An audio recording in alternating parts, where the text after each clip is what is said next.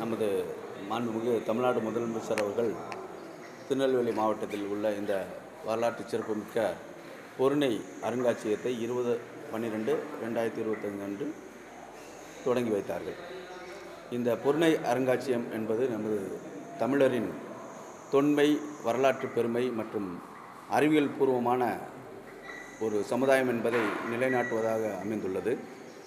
குறிப்பாக நமது தமிழர்கள் உலகில் முன்னோடி இனமாக இந்த இரும்பு தொடர்பான இரும்பிலிருந்து கருவிகளை உருவாக்கி எவ்வாறு பயன்படுத்தி நாகரிகத்தில் சிறந்து விளங்கினார்கள் என்பதை வரலாற்று பூர்வமாக, முக்கியமாக அறிவியல் பூர்வமாக இது நிரூபிக்கப்பட்டுள்ளது. அந்த நிரூபணத்தை தற்போது காட்சிப்படுத்தியுள்ளார்கள். இந்த அருங்காட்சியகத்தில் முக்கியமான 4 அரங்குகள் உள்ளது.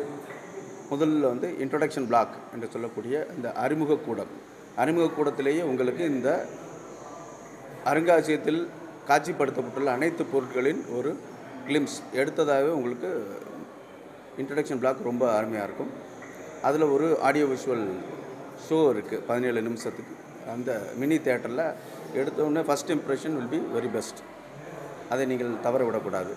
இரண்டாவதாக சிவகலை பிளாக்ல இரும்பின் தொன்மை, அந்த இரும்பில் நம்ம அயன் ஸ்மெல்டிங் ப்ராசஸ் நம்ம உலகத்திலே முன்னோடியாக நம்ம தான் தமிழினம் தான் செஞ்சது அப்படின்றதுக்கு உண்டான அறிவியல் பூர்வமான சான்றுகளோட இன்ட்ராக்டிவ் போர்ட்ஸ் எல்லாமே டெக் காம்பனன்ட் நல்லாயிருக்கு. அதையும் இளைய வயதினரும் அனைத்து தரப்பினரும் ரொம்ப ஆர்வத்தோடு கண்டுகளிக்கலாம்.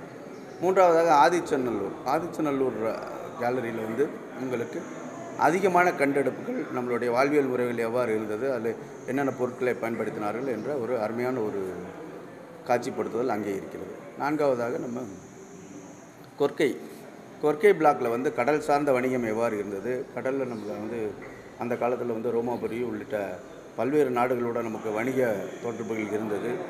நம்மளுடைய முத்துக்குளிப்புக்கு பெயர் பெற்ற கொர்க்கை துறைமுகத்திலிருந்து எவ்வாறு அந்த முத்துக்களை எடுத்துக்கொண்டு ரோமாபுரியில் அந்த உள்ள மக்கள் அதற்காக காத்து கிடந்தார்கள் என்பது போன்ற அரிய தகவல் நம்மிடையே உள்ளது.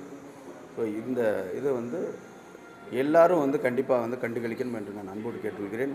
நம்ம மாவட்ட நிர்வாகத்தின் சார்பாக மொத்தம் ஒரு 11 பேருந்துகள் 1 மணி நேரத்துக்கு ஒரு முறை நம்ம ஏற்பாடு பண்ணியிருக்கோம். 2 பஸ் ஸ்டாண்ட்லேருந்து, Palayam bus stand and town bus stand 2லேருந்து. அதே போல் இங்கே பாதுகாப்பு ஏற்பாடுகள் எல்லாமே NHல பண்ணியிருக்கோம். குடிநீர் வசதி, மற்ற அனைத்து வசதிகளும் சிறப்பாக இங்கே அமையப்பட்டிருக்கிறது.